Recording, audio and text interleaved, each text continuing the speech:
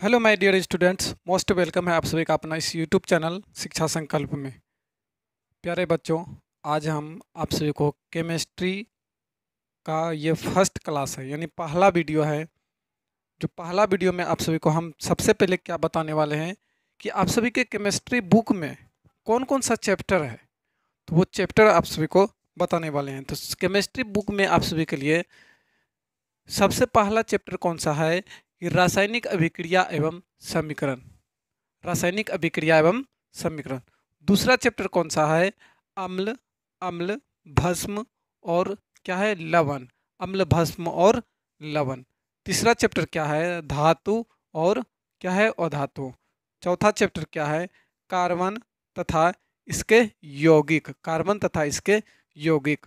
और पांचवा चैप्टर क्या है? तत्वों का आवर्त वर्गीकरण। तत्वों का आवर्त वर्गीकरण। और छठा चैप्टर क्या है? प्राकृतिक संसाधन का प्रबंधन। ये 6 चैप्टर आप सभी को पढ़ाएंगे, ठीक है।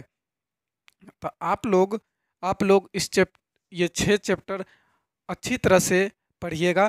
देखिए, साइंस का जो एग्ज़ाम होता है वो 80 मार्क्स का होता है, ठीक है। ये साइंस का एग्ज़ाम जो होता है 80 मार्क्स का होता है। तो ये साइंस के एग्ज़ाम में कौन कौन सा सब्जेक्ट मिक्स रहता है? तो देखिए, सबसे पहले फिजिक्स रहता है, ठीक। फिजिक्स, केमिस्ट्री और बायोलॉजी, ये तीनों बुक मिल के और 80 मार्क्स का एग्जाम में पूछा जाता है। तो केमिस्ट्री जो पढ़ने वाले, केमिस्ट्री कितने मार्क्स का पूछा जाएगा? तो केमिस्ट्री जो है ना, आपको 26 यानी 26 मार्क्स का पूछा जाएगा। तो ठीक है, तो ये 26 मार्क्स के लिए आज हम केमिस्ट्री स्टार्ट किए हैं और बिल्कुल आसान तरीका से बताने वाले हैं, जो कि आपको अच्छी तरह से समझ में आ जाएगा। तो ये आप सभी का क्या था? ये चैप्टर था, ठीक है। तो चैप्टर देख लिए होंगे, ठीक है। तो सबसे पहले हम स्टार्ट कौन सा चैप्टर करने वाले हैं? तो सबसे पहले हम चैप्टर स्टार्ट करने हैं रासायनिक अभिक्रिया एवं समीकरण। रासायनिक अभिक्रिया एवं समीकरण यानी केमिकल रिएक्शन एंड इक्वेशन, ठीक है। इसका इंग्लिश में नाम क्या हो जाएगा? केमिकल रिएक्शन एंड इक्वेशन, ठीक है। तो ये मिटा देते हैं।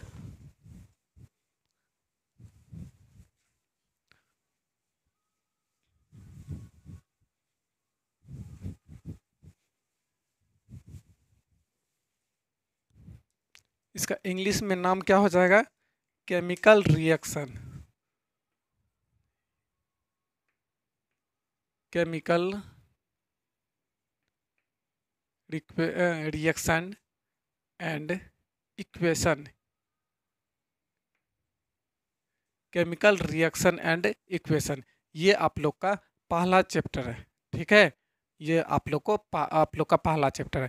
तो केमिकल रिएक्शन एंड इक्वेशन यानी रासायनिक अभिक्रिया एवं समीकरण में आप सभी को कौन कौन सा टॉपिक पढ़ना है, तो वो हम सबसे पहले बात कर लेते हैं, ठीक है। तो वो सबसे पहले हम बात कर लेते हैं कौन कौन सा टॉपिक पढ़ना है। अब प्यारे बच्चों, आप सभी को कौन कौन सा टॉपिक पढ़ाने वाले हैं, देखिए कौन कौन सा टॉपिक इसमें पढ़ेंगे। सबसे पहला है भौतिक एवं रासायनिक परिवर्तन। सबसे पहला टॉपिक मेरा क्या है? भौतिक एवं रासायनिक परिवर्तन के बारे में पढ़ेंगे। दूसरा टॉपिक क्या है कि रासायनिक अभिक्रिया के बारे में जानेंगे, ठीक है। तीसरा टॉपिक क्या है? तीसरा होगा अभिक्रिया की विशेषताएं, अभिक्रिया की विशेषताएं। और चौथा टॉपिक क्या है? रासायनिक समीकरण। और पांचवा टॉपिक क्या है? समीकरण के प्रकार पढ़ेंगे। छठा टॉपिक क्या है? रासायनिक अभिक्रिया के प्रकार पढ़ेंगे, ठीक है। सातवां क्या है? दहन और ज्वाला, दहन और ज्वाला के बारे में पढ़ेंगे। और आठवां टॉपिक क्या है? एलपीजी मोमबत्ती की ज्वाला और बनावट, ये आठवां टॉपिक में पढ़ेंगे। और क्या क्या पढ़ेंगे? पढ़ने वाले संयोजन पढ़ने वाले हैं, वियोजन पढ़ने वाले, उष्माशोषी पढ़ने वाले, उष्माक्षेपी, उष्माशोषी, उपचयन, अपचयन और एकल विस्थापन। तो ये इतना टॉपिक आप सभी को हम पढ़ाने वाले हैं पहला चैप्टर यानी रासायनिक अभिक्रिया एवं समीकरण में। यानी ये पहला चैप्टर था और पहला चैप्टर में ये सब टॉपिक आप सभी को हम पढ़ाने वाले हैं, ठीक है। तो आप डेली का डेली वीडियो देखिएगा, मेरे केमिस्ट्री का बहुत ही बेहतरीन तरीके से समझाने वाले हैं, ठीक है। देखिए, अब सबसे पहले हम भौतिक एवं रासायनिक परिवर्तन के बारे में समझ लेते हैं, ठीक है। भौतिक एवं रासायनिक परिवर्तन, चलिए दोस्तों, अब आप सभी को हम क्या बताने वाले हैं कि भौतिक भौतिक एवं रासायनिक परिवर्तन के बारे में। ठीक है, भौतिक और रासायनिक परिवर्तन के बारे में। तो सबसे पहले क्या जानेंगे, भौतिक परिवर्तन क्या होता है।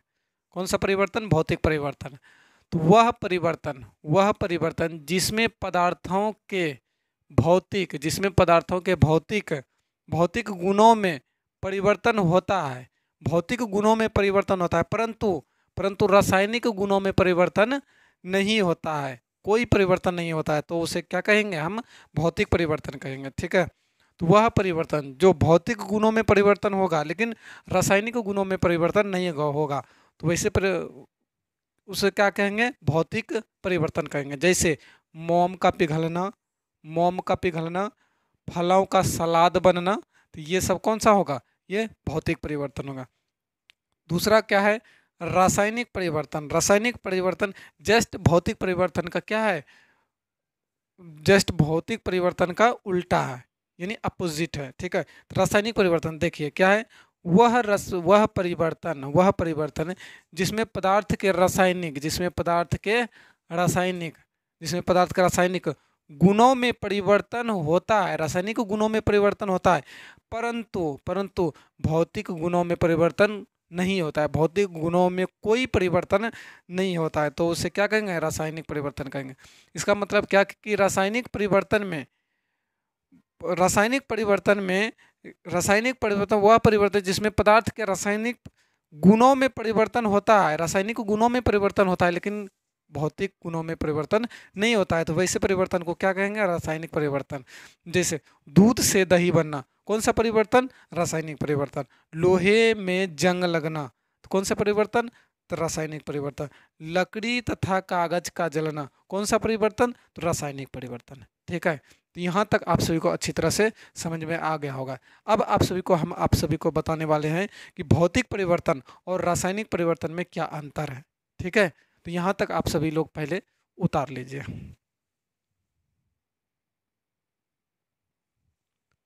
चलिए बच्चों, अब आप सभी को हम क्या बताने वाले हैं, भौतिक और रासायनिक गुण में क्या है अंतर, भौतिक परिवर्तन और रासायनिक परिवर्तन में क्या है अंतर। एक साइड हम भौतिक लिख दिया और दूसरा साइड रासायनिक लिख दिया। तो सबसे पहले अंतर क्या है, इसमें पुनः प्रारंभिक अवस्था में प्राप्त किया जा सकता है, इन्हें पुनः प्रारंभिक अवस्था में प्राप्त किया जा सकता है।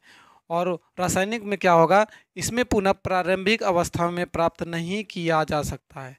ठीक है, दूसरा क्या है, इसमें नए पदार्थ का निर्माण होता है और इसमें नए पदार्थ का निर्माण होता है, और इसमें नए पदार्थ का निर्माण क्या होता है, नहीं होता। भौतिक में नए पदार्थ का निर्माण नहीं होता है और रासायनिक में होता है। तीसरा क्या है, यह परिवर्तन अस्थायी होता है और रासायनिक में क्या होगा, यह परिवर्तन अस्थायी होता है। ठीक है, चौथा क्या है, इसमें केवल भौतिक गुण यानी अवस्था आकार में परिवर्तन होता है, और रासायनिक गुण में क्या होगा, इसमें रासायनिक गुणों जैसे रंग, संघटन आदि में परिवर्तन होता है। ठीक है, तो ये रहा आप सभी का भौतिक और रासायनिक गुणों में अंतर। ठीक है, अब आगे देखिए, अब आगे क्या है, यहाँ तक पहले उतार लीजिए। चलिए बच्चों, अब आप सभी को अगर एग्जाम में क्वेश्चन आए, क्या क्वेश्चन आए कि रासायनिक अभिक्रिया किसे कहते हैं, रासायनिक अभिक्रिया किसे कहते हैं, तो लिखना है आप सभी को, क्या लिखना है, रासायनिक परिवर्तन को ही क्या कहते हैं, रासायनिक अभिक्रिया कहते हैं। यानी रासायनिक परिवर्तन को ही रासायनिक अभिक्रिया कहते हैं, जैसे श्वसन, दूध से दही बनना। ठीक है, तो यहाँ तक आप सभी को अच्छी तरह से समझ में आ गया होगा। तो अब नेक्स्ट वीडियो में आप सभी को रासायनिक समीकरण के बारे में बताएंगे। ठीक है, रासायनिक समीकरण क्या होता है, ठीक है, उसके बाद नेक्स्ट टॉपिक पढ़ाएंगे। तो आप लोग अगर इस चैनल पर नहीं जुड़े हैं तो चैनल को subscribe and like and share ज़रूर कीजिए, और अपने दोस्त और फ्रेंड्स को भी बताइए कि ये चैनल पर क्लास 10th का तैयारी अच्छी तरह से करवाया जाता है। ठीक है, तो मिलते हैं नेक्स्ट वीडियो में, आज के लिए बस इतना ही। Okay, bye.